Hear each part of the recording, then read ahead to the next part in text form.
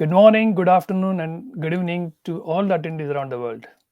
I am Anant Joshi, based out of London, and I represent network science as a regional leader here. Sustainability has been an important topic for all of us, whether we are large corporates, startups, or even individuals in this event and beyond.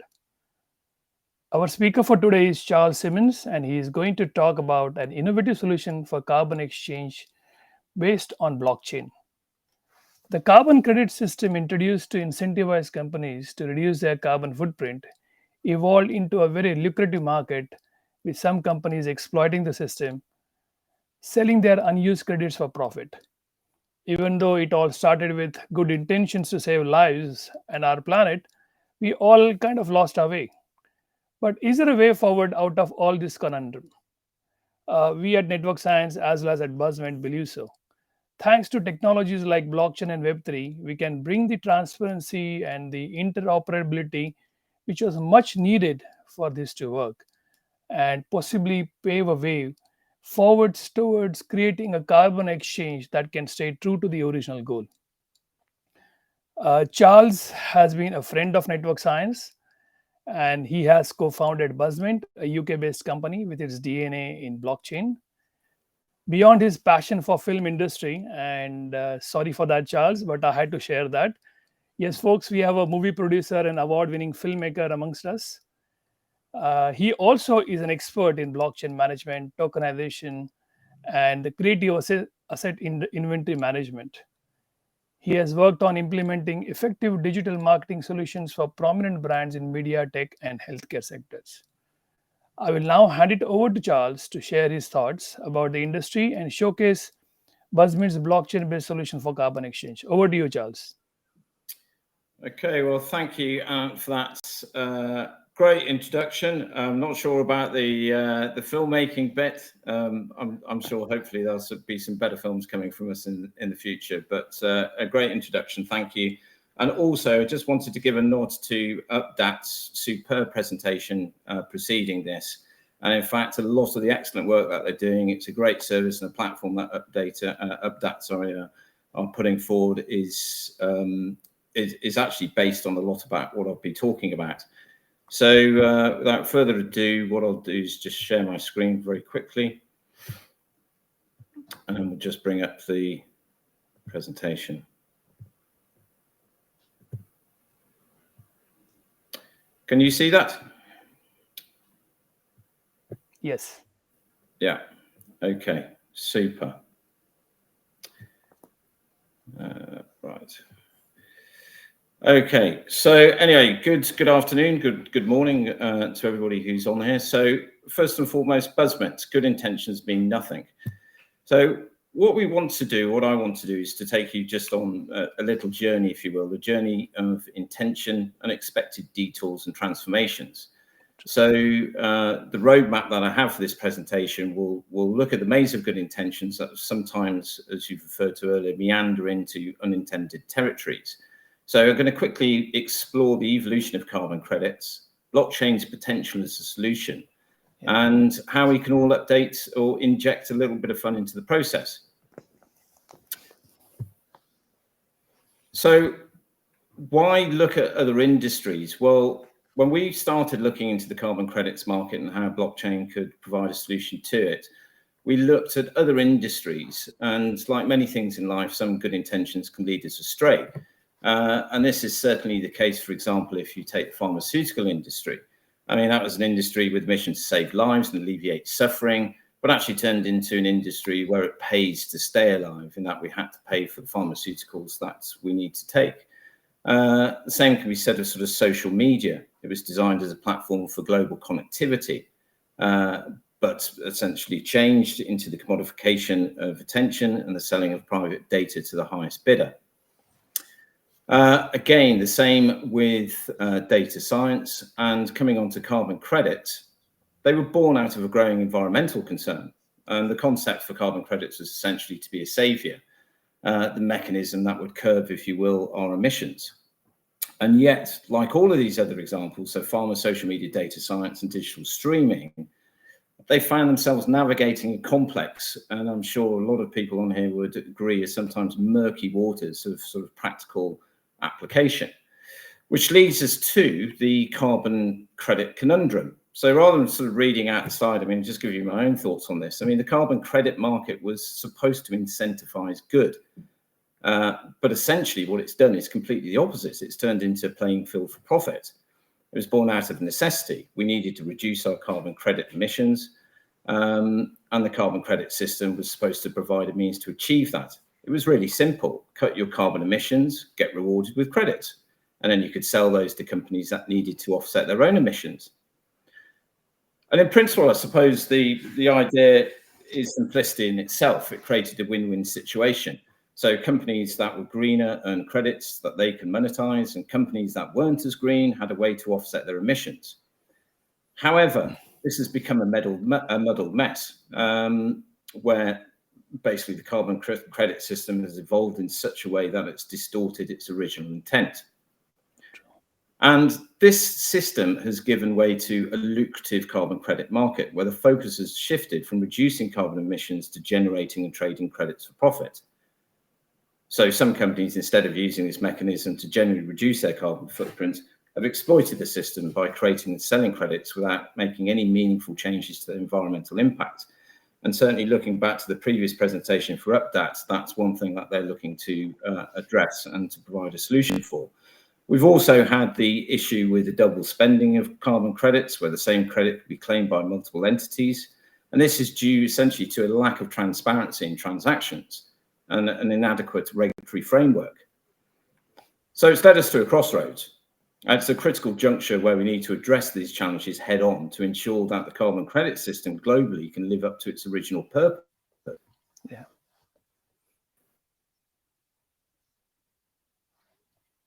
Which is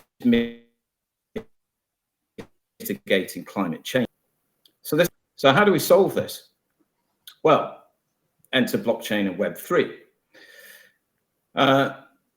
So if we consider, if you will, coming from our background as blockchain is our map, which provides a clear, precise, immutable, and tamper-proof direction, which can't be changed retrospectively.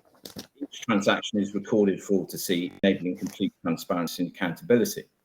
And Web3, on the other hand, acts as our tour guide, which we believe will enhance business journey with a new level of connectivity and interoperability.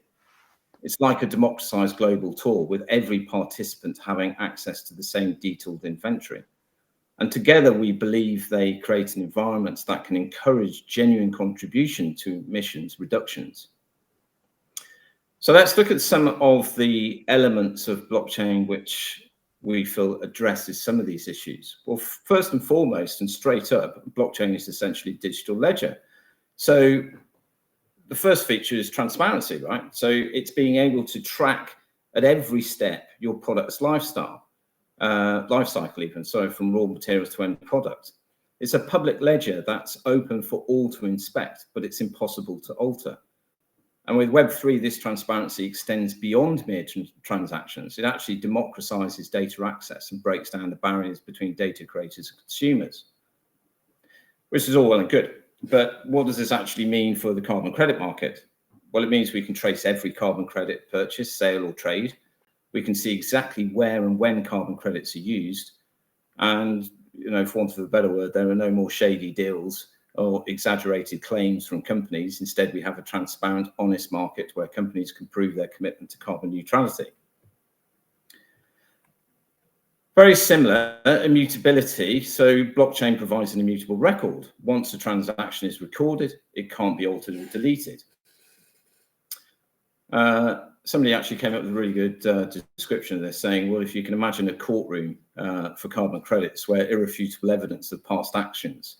So it means basically by providing a blockchain solution, we have a firm, unchangeable records of a company's environmental impact.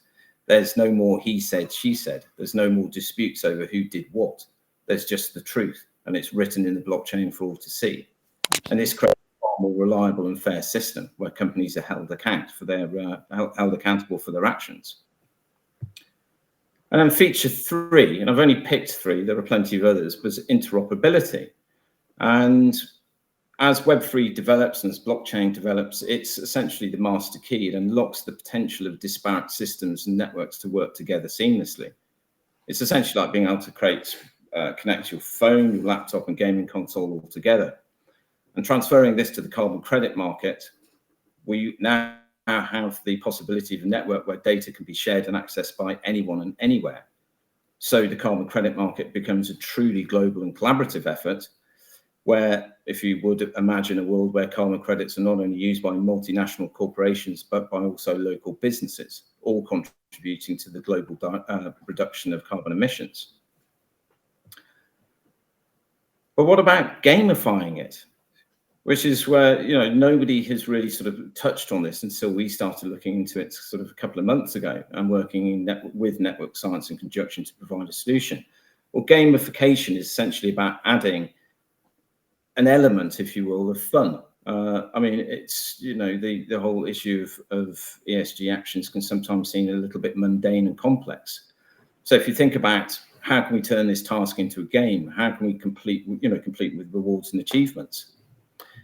So in our context, and again, looking back to that, what if companies could earn tokens for their ESG actions? Right. But these are more than digital badges. They're proof of a company's commitment to sustainability. And because these tokens on the blockchain are auditable, we can now have a transparent and verifiable record of a company's sustainability journey. But why stop there? Well, companies could compete, right? Not just for profits and for tokens, and they could level up based on their ESG actions. We could actually turn corporate responsibility into a strategic game where the aim is to earn that high score and in the process make real contributions to saving our planet. It's about turning the battle against climate change into a cooperative and competitive endeavor where every player is vying for that high score, but everyone is working towards a common goal, a sustainable future. So imagine if you're again where a world, every time a company achieves a sustainability milestone, it unlocks a new level or a new reward. Yeah. And companies could compete on leaderboards, right? Showcasing their sustainability efforts to the world and take pride in their high scores, which are not just about financial success, but about their contribution to a larger cause. It's almost like a fair play award, right? If I can relate to some sort of an IPL scenario, which a lot of people can think about and compare. It's like a fair play reward for corporates in putting their money behind the words and actually doing something about the world. Absolutely, yeah. Well, I mean, it's all about gamifying sustainability, right? So as opposed to just simple corporate responsibility. Yeah. So I mean, if you think a lot of companies think of their ESG actions as a bit of a chore, where it could actually be quite an exciting challenge. So all of their staff could become involved. And possibly earn rewards that's for doing the simplest of tasks, really. It can do amazing for their branding, for attracting talent, which is very sustainable and very green conscious these days, right? So for future employees, this would matter a lot. It would matter a huge amount, and it also, I think, act as an attraction and a magnet for employees to be joining the company. That actually, makes taking part in environmentally friendly actions, more fun, more engaging, and part of their job essentially. Yep.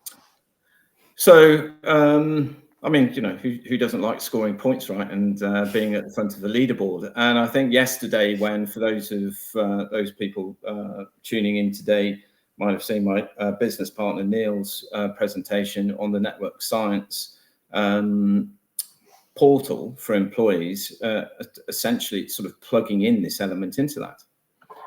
So I'm just going to come on to very quickly the next slide. So, there'll be some viewers who might be wondering who we are. Well, I'm a co-founder of Buzzmint, and we are a SaaS-based platform that allows our clients to create token projects, Web3 projects of pretty much any description, and to deploy them within their own digital infrastructure, to gamify that experience, and then to turn blockchain tokens into loyalty and rewards programs. So just going back to what I was talking about now. So what are we doing? Well, we've taken all of this information. We've had a bit of a deep dive. We don't claim to be experts within the carbon credit market because it's hugely complex. But what we are doing is we are building or in the final stages of building a platform and a portal that's blockchain powered, that can have a significant role in helping our partners and businesses achieve their green goals, all of the goals that I've just talked about. And we're doing that in several different ways, but one is increased education, is producing and developing a platform that is highly efficient, that's transparent, secure, and within different jurisdictions across the world is obviously making sure that it's compliant with the whichever region's legislative considerations are, which again is one thing which is hugely lacking within this particular marketplace. So we're doing that by providing a clear route to market through our platform for business partners, for our network science, and with other partners we're working on, how they can monetize their carbon credits, but in a meaningful, ethical way. Our hub is going to provide expert information and direction, and we're directly going to connect them through different media partners with companies of any size. So the platform that we're deploying is not just usable by large corporates wanting to trade carbon credits on a mass scale. It's actually to be used by any company of any size. And certainly I'd love to have a conversation with Updat afterwards, because they've certainly got a solution which could possibly sort of be plugged into the portal and the platform that we're developing. And what we are going to demonstrate, which is clearly of paramount importance within this marketplace, is demonstrating scalability. So a platform will scale and provide a clear route to market. And then finally, just a bit of information on ourselves. As I've said, it's both myself and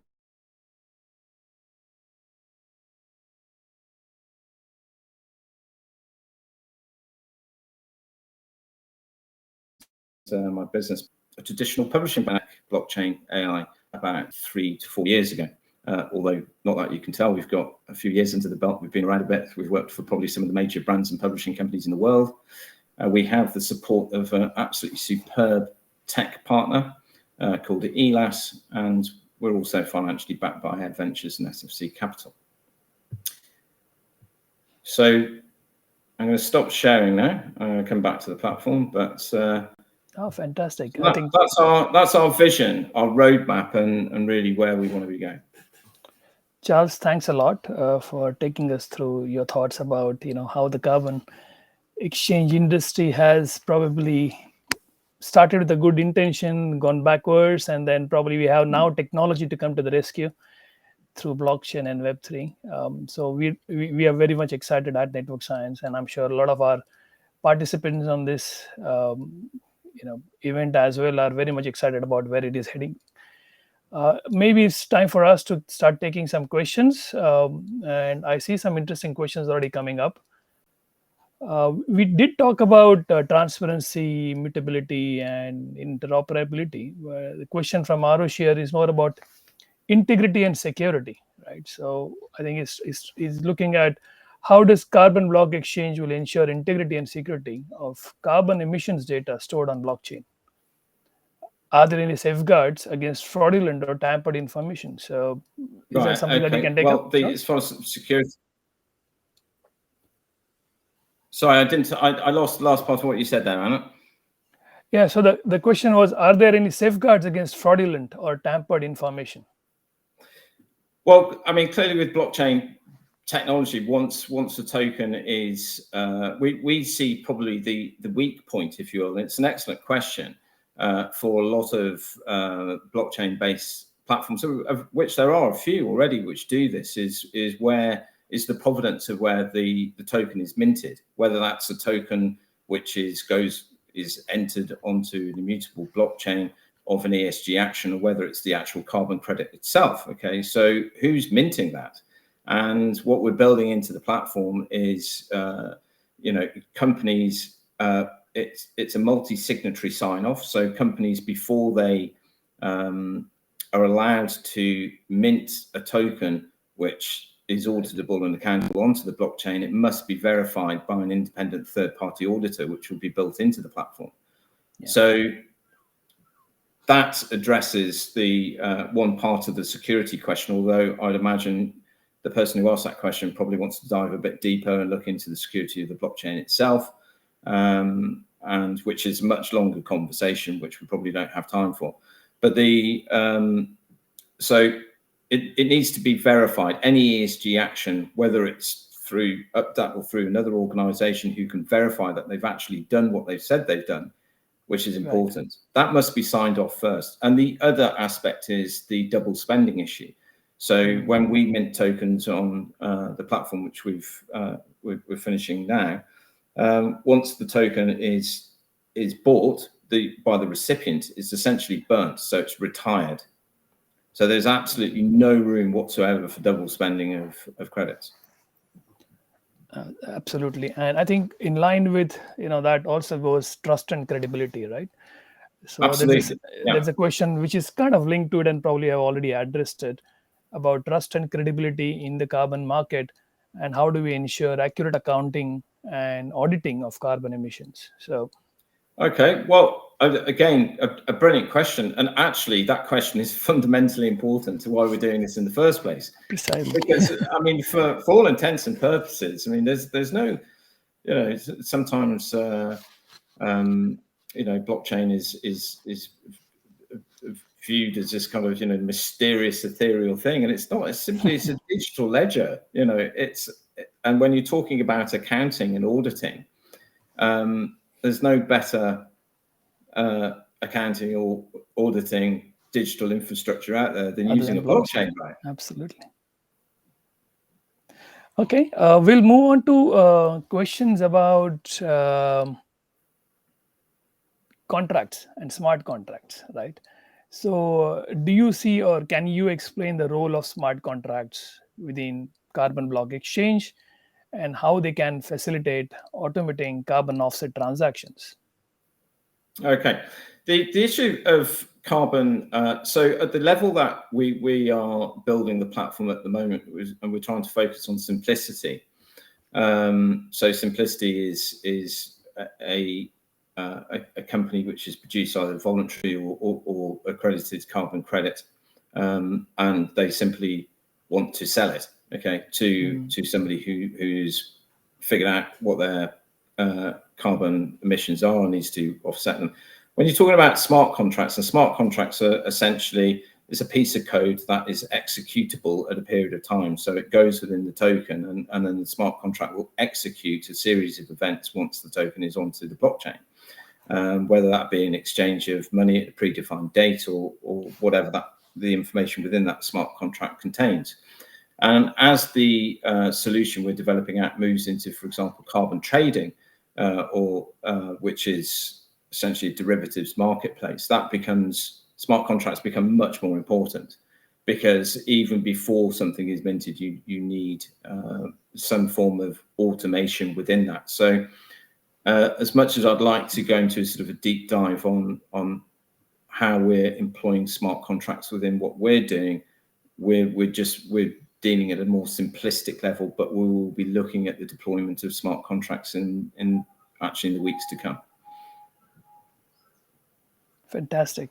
I mean, obviously, we've been trying to address, the issue that has been prevalent with this industry and how technology can help us.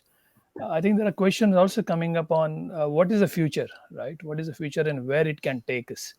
So one such question is, what are the potential future developments or advancements you envision for carbon block exchange and the broader integration of blockchain technology in carbon related initiatives? So where do you see us going from here is probably what Arush is trying to get. Well, I would say where do we see ourselves going from here? The gamification element of the carbon credit market is, it's very disparate at the moment. This is the thing, right? So there's so many different regulations in different countries, different targets, and essentially, if we want to achieve the green goals, ambitions, the sustainabilities on a sort of a global basis, then we need an interconnected sort of a go-to platform, if you will, that can be used globally by anybody. Yeah. right? And blockchain and BS3 in particular has the capacity to provide that framework from a digital blockchain point of view, because at the moment it's a mess. It's a mess. And the other thing is people from the lack of education and understanding, even a mid-sized company, is pretty appalling. You know, you talk to them about what their ESG actions and carbon, and they haven't got a clue half the time. I know, and it's a mess that we have created in a way through the greed and profiteering that we wanted to do as an organizations and individuals sometimes. But I think there is way forward, and I'm quite optimistic. From a sustainability point of view, we have the right technology now, which will allow us to really refocus ourselves as individuals as well as corporates, and really truly achieve the goal that we had when it came to carbon offset and carbon footprint, right? But just very quickly, I know we're running out of time here a little bit, but Yeah. I just wanted to go back to that point. It's I got slightly lost in my answer. But I'd say, what does the future hold? Well, the future holds accountability, because at the moment the carbon credit market is open to all kinds of abuse, really. Yeah. And you've got a huge amount of greenwashing going on. You've got a lot of initiatives which are being launched by corporates, which on the face of it seem to have good intentions, but actually, for example, I spent half my time in Wales, and there were a lot of companies who were buying up large swathes of farmland in Wales in order to supposedly, rewild the place with trees. And actually, really, what they're doing is they're dumping their carbon in another country. I know. So in answer to that question,